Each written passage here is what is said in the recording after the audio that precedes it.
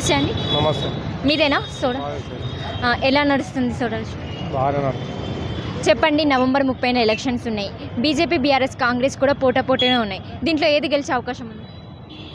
మూడు పోటాపోటీగా ఉన్నాయిలే, కానీ ఇప్పుడు బీఆర్ఎస్ పార్టీకే కొంత ఎక్కువ మొగ్గు చూపెడతా ఉన్నది.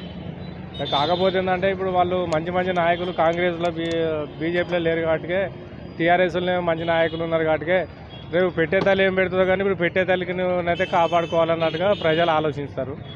ఇప్పుడు కేసీఆర్ని చూసి ఓటేస్తారా, లేకుంటే స్థానిక ఎమ్మెల్యేని చూసి ఓటేస్తారా? కేసీఆర్ గారినే చూస్తారు. మీ మద్దతు అయితే ఎవరికి? మా మద్దతు టీఆర్ఎస్. Okay, thank you. పేరు? శంకరయ్య. ఏం చేస్తుంటారు? ఫైర్ సర్వీస్లో చేసి రిటైర్మెంట్ అయినా.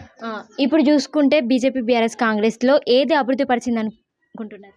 నాకా కేసీఆర్దే. కేసీఆర్ ఇప్పుడు వచ్చే ఎన్నికలో కేసీఆర్ గెలవబోతుందా? గెలుస్తాడు. ఇప్పుడు చూసుకుంటే కొత్తగా పెట్టిన కేసీఆర్ మేనిఫెస్టో ఏ విధంగా ఉంది? బాగుందమ్మా, బాగానే. ఇప్పుడు మీ పేరు? పర్వీన్. ఇప్పుడు ఎలక్షన్స్ ఉన్నాయి కదండి, బీజేపీ, బీఆర్ఎస్, కాంగ్రెస్లో ఏది గెలిస్తే బాగుంటుంది మీ అభిప్రాయం ప్రకారం? ఇప్పుడు ఉన్నది 10 అయితే కేసీఆర్దే ఉన్నది. పింఛన్ వస్తుందా? వస్తుంది బాబు. ఎంత? 4,000. ఇప్పుడు కేసీఆర్ని చూసి ఓటేస్తారా, స్థానిక ఎమ్మెల్యేని చూసి ఓటేస్తారా? కేసీఆర్ అంటే ఆడి పోయినాక ఎట్లుంటే అట్లే, కానీ ఇప్పుడైతే మాత్రం ఆయనదే నడుస్తుంది 10. ఇప్పుడు బీజేపీ, కాంగ్రెస్ ఏం చేయలేదా? చేసింది అప్పుడు. ఇప్పుడైతే ఏది గెలిస్తే బాగుంటుంది? ఇదే గెలిస్తే బాగుంటుంది అనుకుంటాను. నమస్తే అండి. నమస్తే. చెప్పండి, ఏం పేరు? వరలక్ష్మి.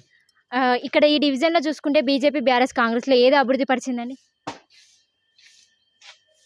కారుకి వేస్తావా ఓటు, లేకుంటే చేయికి వేస్తావా, లేకుంటే పువ్వుకి వేస్తావా? కారుకి వేస్తాం. మళ్ళీ కేసీఆర్ వస్తాడా? థ్యాంక్ యూ అండి. పేరు? కృష్ణగిరి. ఇప్పుడు బీజేపీ, బీఆర్ఎస్, కాంగ్రెస్ కూడా ఎలక్షన్లో ఉన్నాయి. ఇప్పుడు ఏది గెలుస్తుంది అనుకుంటున్నారు?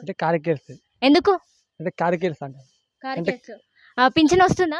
వస్తుంది. ఎంత? అంతే వస్తుంది, 3,000 వస్తుంది. Okay, thank you.